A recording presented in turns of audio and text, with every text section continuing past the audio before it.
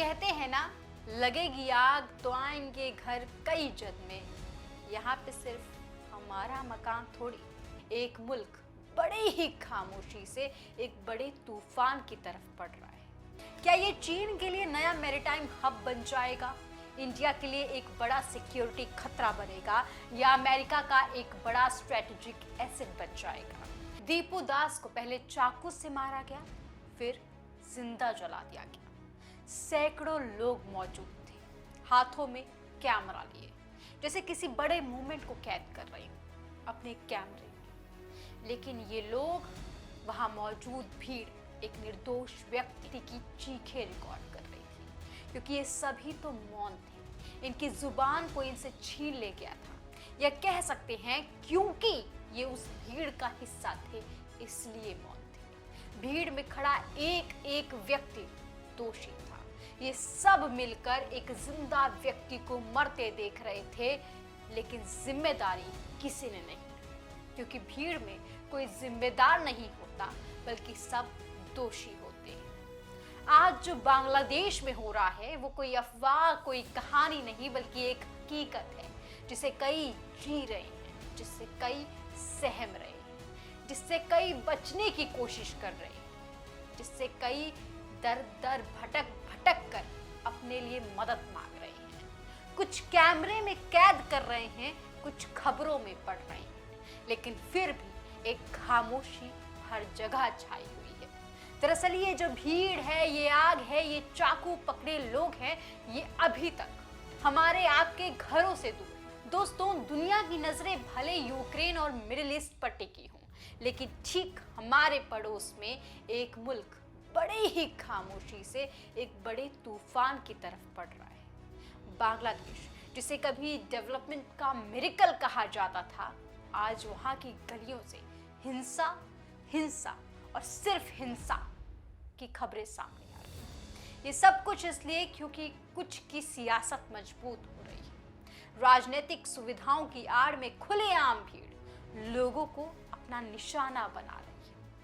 लेकिन शायद इस सियासत के वजह से एक ऐसी जंग छिड़ गई है जो पूरे साउथ एशिया का नक्शा बदल सकती है। ऐसा मैं क्यों कह रही हूँ, वीडियो में आगे डिटेल में समझने की कोशिश करेंगे, लेकिन फिलहाल बात हाल के बांग्लादेश की करेंगे। लेकिन उससे पहले एक सवाल जो मेरे जहन में बार बार उठ रहा है कि क्या बांग्लादेश नेक्स्ट पाकिस्तान बन रहा है? दरअसल दोस्तों, बांग्लादेश सिर्फ एक देश नहीं बल्कि एक वार्निंग बन चुका है। ये छोटा सा देश आज ग्लोबल टेंशन का एपिसेंटर बन चुका है। शेख हसीना का जाना या देश छोड़ने को मजबूर कर दिया जाना सिर्फ एक रेजिमे चेंज नहीं था, बल्कि बांग्लादेश पर नई मुसीबतों का पहाड़ ढहने जैसा था। आज के बांग्लादेश को देखकर ये सवाल उठता है कि आखिर बांग्लादेश का क्या होगा?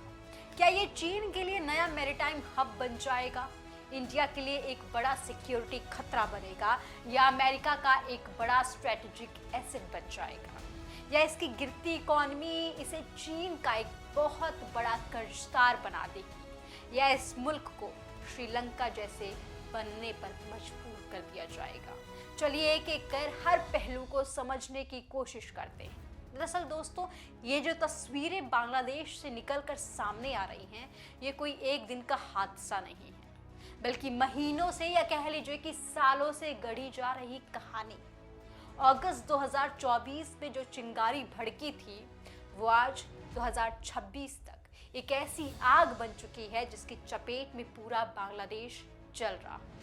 शेख हसीना के जाने के बाद से बांग्लादेश की कमान अंतरिम सरकार के मुखिया मोहम्मद यूनिस के हाथ में सौंपी गई, जो नोबेल पीस प्राइज विजेता थे। लेकिन क्या वो इस आग को संभाल पाएंगे? क्या वो इस देश को संभाल पाएंगे जहां लोगों का राज चलता है? क्योंकि तभी से वहां की हिंसा की खबरें जो है वो ज्यादा चरम पर। वो कहते हैं ना, लगेगी आग तो आएंगे घर कई जद में। यहाँ पे सिर्फ हमारा मकान थोड़ी। खैर, अब फरवरी 2026 में इलेक्शन की खबरें सामने आ रही हैं और यहाँ 3 बड़े प्लेयर हैं मैदान में। पहली तो अंतरिम सरकार यानी मोहम्मद यूनिस की नेतृत्व वाली सरकार, जो वादे तो बड़ी बड़ी करती है लेकिन जमीन पर पकड़ बेहद कमजोर है। दरअसल मोहम्मद यूनिस बांग्लादेश में ग्रामीण बैंक की शुरुआत करने वाले व्यक्ति हैं और इसी वजह से उन्हें नोबेल पीस प्राइज भी मिला था। लेकिन जरूरी नहीं है कि जो नोबेल पीस प्राइज जीत ले वो वाकई उतना ही शानदार व्यक्ति हो। इसके बहुत सारे किस्से हैं, बहुत सारी कहानियां, उस पर बातचीत बाद में होंगी। लेकिन अभी फिलहाल बांग्लादेश की राजनीति की बात करते हैं। दूसरे नंबर पर आती है द BNP यानी कि बांग्लादेश नेशनलिस्ट पार्टी, जो इलेक्शन के लिए काफी बेताब है। वही पार्टी के कार्यकारी अध्यक्ष यानी कि तारिक रहमान, जो कि पूर्व राष्ट्रपति जियाउर रहमान और पूर्व प्रधानमंत्री खालिदा जिया के बेटे हैं, जिनका हाल ही में निधन हुआ था दिसंबर 2025 में, उनके 17 सालों के बाद अब वतन वापसी कर रहे हैं और इसी वजह से ये जो बेताबी है इलेक्शन को लेकर वो ज्यादा बढ़ गई है। और तीसरी है जमाते इस्लामी, जिसका असर बांग्लादेश की जमीनी हकीकत बन चुका है। ये ग्रुप अब ब्यूरोक्रेसी और एजुकेशनल इंस्टीट्यूट्स में अपने लोगों को बिठा रहे हैं, जिससे इनकी जड़ें और भी ज़्यादा मजबूत हो जाए। लेकिन सवाल ये है कि जिस देश की आर्मी बार बार कूप किया करती रहती हो, जिस देश का इतिहास रहा है कि जब भी वहाँ हिंसा बढ़ती है तो आर्मी बराक से निकलकर भवन तक पहुंच जाया करती है, उस देश में इतना सब कुछ हो रहा है तो आखिर आर्मी है कहाँ पर? कहाँ है जनरल वकार और जमान? कहाँ है? एक चीज और आपने नोटिस की होगी दोस्तों, 2026 के इलेक्शन के पहले आर्मी की ये जो चुप्पी है वो कुछ और कहानी बयां कर रही है। क्या किसी एक तरफ आर्मी का झुकाव होना बांग्लादेश में बहुत कुछ बदलने वाला है? ये भी एक सवाल हो रहा है। और जानबूझ के क्या आर्मी का एक तरफ झुकाव होना बांग्लादेश में इतना सब कुछ करा रहा है? ये भी एक सवाल उठता है। अब बांग्लादेश की किस्मत आगामी चुनाव पर निर्भर करती है। खैर आगे बढ़ते हैं। बांग्लादेश भले एक छोटा देश हो, लेकिन दुनिया की राजनीति में एक महत्वपूर्ण हिस्सा रखता है, जिस पर दुनिया की नजरें टिकी होती हैं और दुनिया की सबसे बड़ी पावर्स भी इस पर नजर रखती हैं। आज चाहे अमेरिका हो, चीन हो या हमारा देश भारत ही क्यों ना हो, सबके लिहाज से बांग्लादेश बेहद इम्पोर्टेंट है। सबसे बड़ी वजह यह है कि इसकी लोकेशन। जरा ध्यान से देखिएगा अपने स्क्रीन पर दिख रहे इस मैप को। भारत इधर है और बांग्लादेश इधर। ये बांग्लादेश भारत के नॉर्थ ईस्ट हिस्से के लिए काफ़ी महत्वपूर्ण माना जाता है। दरअसल भारत और उसके नॉर्थ ईस्ट हिस्से को जोड़ता है ये कॉरिडोर, जिसे सिलीगुड़ी कॉरिडोर कहते हैं, या चिकन नेक के नाम से भी आप जानते हैं। इसके जस्ट सटा हुआ है बांग्लादेश। यानी जब बांग्लादेश में इंस्टेबिलिटी बढ़ती है तो इंडिया के 7 सिस्टर्स यानी कि नॉर्थ ईस्ट स्टेट्स में भी खतरा मंडराने लगता है। और दूसरी तरफ है चीन।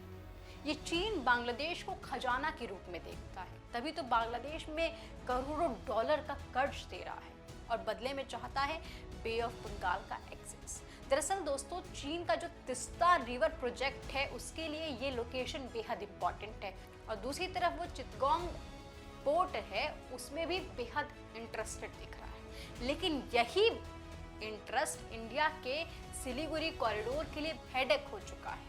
तीसरी तरफ है अमेरिका, जिसके लिए बांग्लादेश एक एसेट जैसा है, क्योंकि अमेरिका को इंडो पैसिफिक रीजन में अपना प्रभाव बढ़ाना है और इस नज़रिए से बांग्लादेश की लोकेशन एकदम परफेक्ट है, क्योंकि वो बे ऑफ बंगाल यानी कि बंगाल की खाड़ी के पास है।